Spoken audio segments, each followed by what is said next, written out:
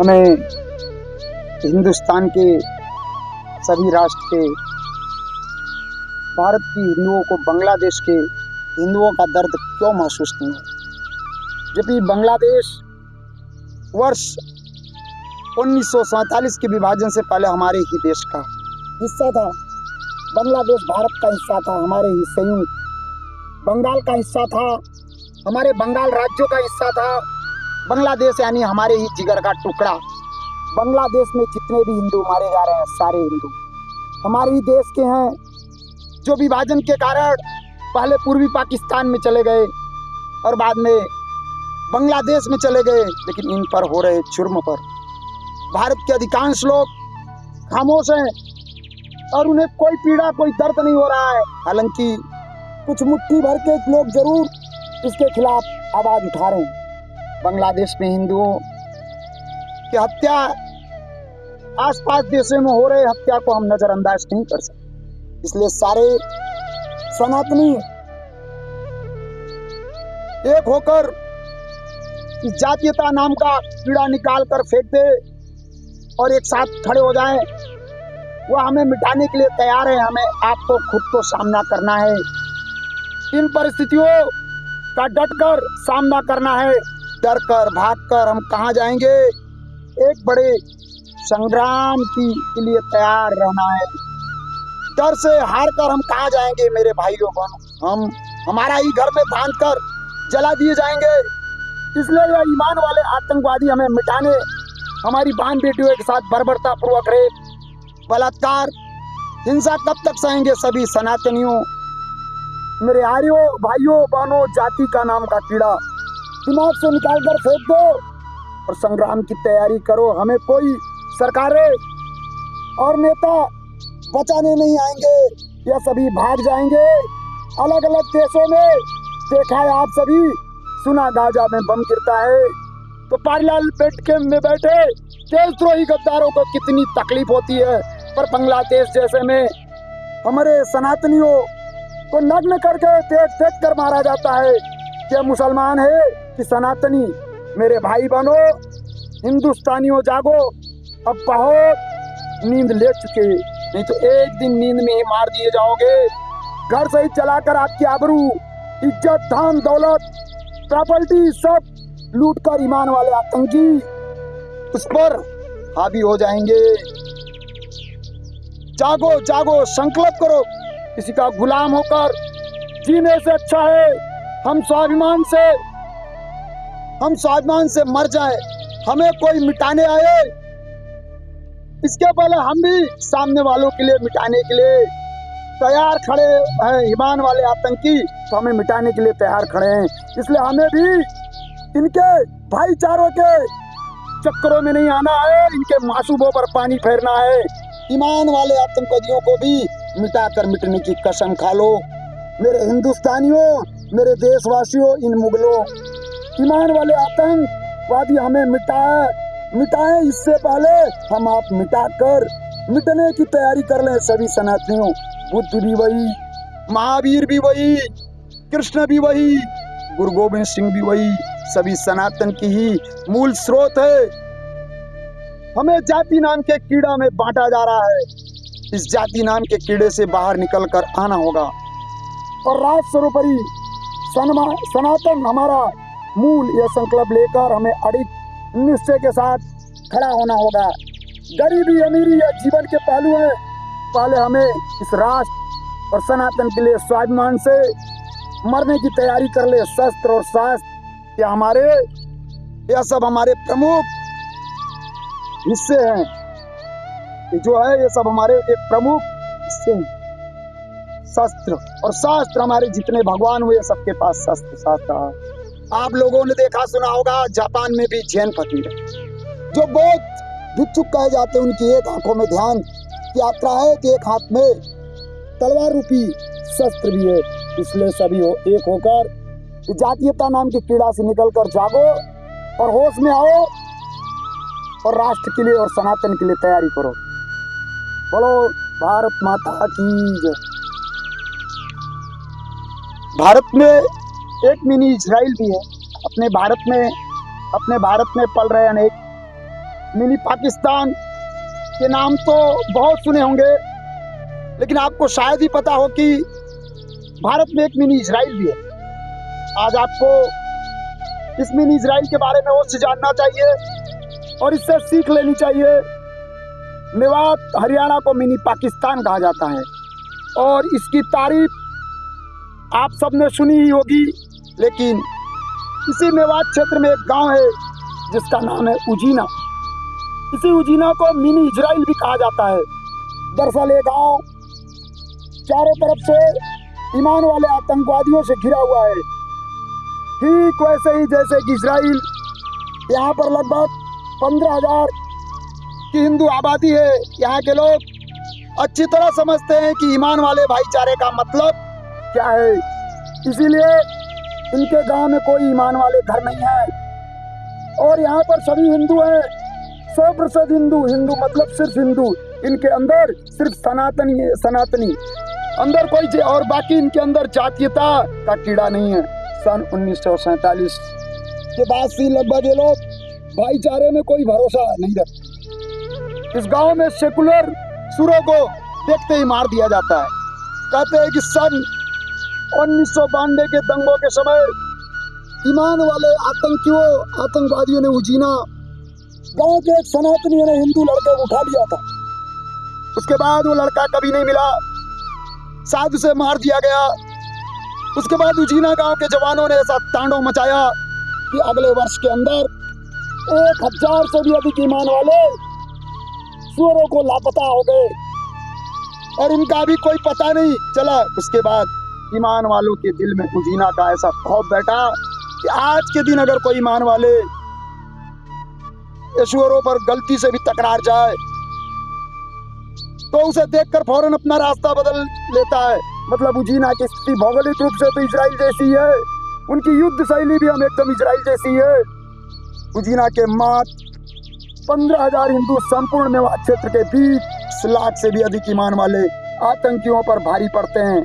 अब जरा सोचिए, यदि भारत के 10% हिंदू सनातनी भी उजीना के 15,000 हिंदुओं की तरह हो जाए तो भारत को गंदा करने वाले ईमान वाले आतंकवादियों का कैसा हश्र हो सकता है। जय वंदे भारतम, बोलो जय वंदे भारत। चलो, एक समय की घटना है भाई, आपको बताऊं। हमारे बहुत बड़े महान पुरुषों को हम आप भूल गए। हम छत्रपति शिवाजी महाराज को भूल गए, इसलिए भी हम गुलाम रहे। उसका कारण अंग्रेजों ने हम पर 200 वर्षों तक राज किया। इसके पहले मुगलों ने किया। एक अंग्रेज अधिकारी था अल्विस्टर, लिखता है कि हम 7,000 किलोमीटर से उस इंग्लैंड नामक देश से इस भारत में आए और इतने बड़े भारत देश पर हमने 150 साल तक 200 साल तक राज किया। हम लोग भी ये विचार करते रहे कि हमें ये कैसे मुमकिन हुआ, ये कैसे मुमकिन हुआ। इसका कारण वो अल्विस्टर लिखता है, हिंदुस्तान के लोगों के पास बुद्धि नहीं है, ऐसा नहीं है। यहाँ के लोग सामर्थ्यशाली नहीं है, ऐसा नहीं है। यहाँ के लोगों के पास शक्ति नहीं है, ऐसा भी कुछ नहीं है। यहाँ के लोगों के पास हिम्मत नहीं है, ऐसा भी नहीं। हिंदुस्तान के लोगों के पास ये सब कुछ है, पर ये इस सब गुणों का इस्तेमाल अपने देश के लिए करना चाहिए। ये इस बात यहाँ के लोग भूल गए। इस देश के एक ही इंसान, एक ही महापुरुष को मालूम था कि इस सब गुणों का इस्तेमाल देश के लिए करना चाहिए। उस इंसान का नाम था छत्रपति शिवाजी महाराज। इस हिंदुस्तान के लोग उसी शिवाजी महाराज को भूल गए, इसलिए हम हिंदुस्तान पर 200 सालों तक राज कर पाए। बोलो भारत माता की। बांग्लादेश में अराजकता फैली हुई है, आपसी भी हो रही है, हिंसा हो रही है, लूट भी हो रही है, घर जलाए जा रहे हैं, प्रधानमंत्री देश छोड़कर भाग गए। बांग्लादेश के संस्था सेकुलरिज्मों को, वहाँ की विशेष व्यक्ति जिसने बांग्लादेश को आजादी दिलाई, उसकी मूर्ति तोड़ दी गई। पुलिस ने, वहाँ की सेना ने पूरी कमान अपने हाथों में ले लिया। भारत में भी ऐसे आंदोलन हो रहे हैं। कभी भारत ने तख्ता पलट किया क्या? कभी भारत ने किसी प्रधानमंत्री को भागना पड़ा क्या? कभी भारत का राष्ट्रपति को भागना पड़ा क्या? भारत के चीफ मिनिस्टर को भागना पड़ा नहीं, इसलिए मैं भारत के मान्य सांसदों, पार्लियामेंट में बैठे पार्लियामेंट के सदस्यों, विधायकों, धारासभ्यों, मंत्रियों, हाई कोर्ट के जजों, सुप्रीम कोर्ट के जजों से बहुत विनम्रता पूर्वक निवेदन कर रहा हूँ कि आप पूरे दुनिया में जो हो रहा है उसको समझिए और उसके हिसाब से भारत के लिए योजना बनाइए। पाकिस्तान भारत का हिस्सा था। 1947 वो हिंदुस्तान कहलाता था। कितनी बार सेना ने वहाँ पे तख्ता पलट कर दिया। वहाँ पे कितना पॉलिटिकल अनस्टेबिलिटी है, कितनी बार वहाँ पे सुप्रीम कोर्ट का फैसला पलट आ गया। कितना ज्यादा वहाँ पे आतंकवाद है, जिहाद है, मुजरम मितवाद है। कितने बड़े पैमाने पर वहाँ पे हिंदुओं को, सनातनियों को खत्म किया गया। बांग्लादेश को देख लीजिए, 1947 में बांग्लादेश भी हिंदुस्तान था, ईस्ट बंगाल था। ईस्ट बंगाल बांग्लादेश बना, वेस्ट पंजाब जाके पाकिस्तान बन गया। बांग्लादेश की स्थिति आज आप देख लीजिए। गंदार दिनोदन अफगानिस्तान भी हिंदू राष्ट्र था। अभी आपने कुछ ही समय पहले देखा था किस तरीके से लोग हवाई जहाज का टायर पकड़ के भाग रहे थे। जब वहाँ पे अराजकता फैली थी, अशांति फैली, तो वहाँ के राष्ट्रपति छोड़ के भाग गए और वहाँ पे आम जनता थी। और आज के देश में अफगानिस्तान आतंकवादी संगठन जिसको तालिबान कहते हैं, उसका राज चल रहा है। भारत में संविधान चल रहा है क्योंकि यहाँ हिंदू बहुसंख्यक है, सनातन बहुसंख्यक है। भारत में लोकतंत्र है क्योंकि हिंदू बहुसंख्यक है। भारत में राजनीतिक स्थिरता है क्योंकि यहाँ पे हिंदू बहुसंख्यक। भारत में सबको सामान्य न्याय मिलता है क्योंकि हिंदू बहुसंख्यक है। भारत में सबको समान अवसर मिलता है क्योंकि हिंदू बहुसंख्यक है। भारत के 80 बूथों से शांति से शासक हो जाता है क्योंकि भारत में उन बूथों पर हिंदू बहुसंख्यक है। भारत में जहाँ जहाँ हिंदू खत्म हुआ वहाँ पे पॉलिटिकल बूथों पर हिंसा भी होती है। आप बंगाल में देख लीजिए, कश्मीर में देख लीजिए, पाकिस्तान में देख लीजिए। तो ये पाकिस्तान में देख लीजिए कि बहुत सोचने की बात है कि भारत का भविष्य 20-25 साल के बाद क्या होगा। आज की तारीख में हम बहुत तेजी के साथ उसी रास्ते पे जा रहे हैं। कभी पाकिस्तान में हुआ था और बांग्लादेश में हुआ था, ब्रिटेन में, इंग्लैंड में आगजनी फैली हुई है, फ्रांस में इसके पहले फैली हुई है, यूरोप में पूरी आगजनी फैली हुई है। कौन फैला रहा है? बाकी यूरोप और इंग्लैंड में घुसपैठी, और भारत में 5 करोड़ घुसपैठी 2017 में आ गए थे। मेरी पीआईए सुप्रीम कोर्ट, मतलब भारत के सभी राज्य सरकार, केंद्र सरकार को नोटिस देना चाहिए। बड़े दुख की बात है कि आज तक किसी राज्य सरकार ने बताया घुसपैठियों को निकालने की उनका क्या है योजना है, ना केंद्र सरकार ने बताया। तो ये बहुत बड़ा अलर्ट है। हमको अफगानिस्तान से भी सीखना चाहिए, पाकिस्तान से भी सीखना चाहिए, बांग्लादेश से भी सीखना चाहिए। इंग्लैंड में जो हो रहा है इन चीजों से, इंग्लैंड में जो हो रहा है उससे भी सीखना चाहिए, यूरोप में जो हो रहा है उससे भी सीखना चाहिए। भारत में जो कहते हैं कि हिंदू हिंसक है, आज की तारीख में भारत में बहुत कुछ चेंज हो। हिंदू नहीं है इसलिए भारत में संविधान है, भारत में कानून, और सुप्रीम कोर्ट जो फैसला देता है वो इम्प्लीमेंट हो जाता है। संसद में जो कानून बनते हैं वो भी एडॉप्ट हो जाता है। नहीं तो हमने सीए के कानून में देखा हुआ था, एक सीए के कानून बना था, कैसी देश में पूरी आगजनी है। और आज तक उसी सीए के कारण आगजनी कानून बनने के बाद भी भारत में जितने शरणार्थी थे बेचारे पाकिस्तान, बांग्लादेश, अफगानिस्तान के नागरिकता के सब नहीं मिले। समाधान क्या है? दल गुलामी छोड़ दीजिए, नेताओं की गुलामी छोड़ दीजिए।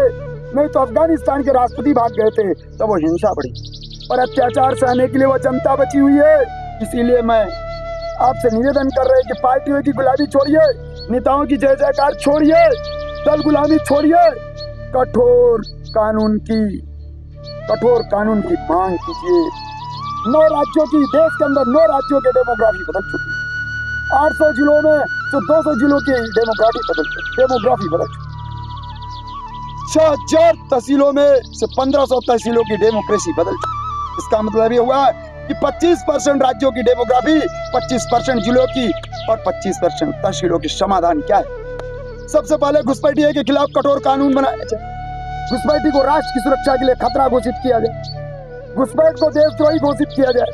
घुसपैठ को देश अखंडितों के लिए खतरा घोषित किया जाए। घुसपैठ को ऑर्गेनाइज्ड क्राइम घोषित किया जाए। घुसपैठ की नागरिकता खत्म की जाए। घुसपैठ को आजीवन कारावास या फांसी दिया जाए। जनसंख्या नियंत्रण के लिए कठोर कानून बनाए। हम दो हमारे दो सबके लिए मेडिटेटी करिए। हम दो हमारे दो नहीं माने तो उसकी नागरिकता खत्म करने के लिए प्रावधान। समाधान है uniform police code, uniform civil code, uniform population code, uniform judiciary code. समाधान एक ही है, न विशेष दर्जा किसी को रहे, सबको एक समान मिला है। रिलीजन के आधार पर सबको जितने कानून है उनको खत्म किए जाए। भारत में सबको समान शिक्षा हो। मेजोरिटी और माइनॉरिटी का नियम खत्म किया जाना चाहिए। बोलो भारत माता की जय।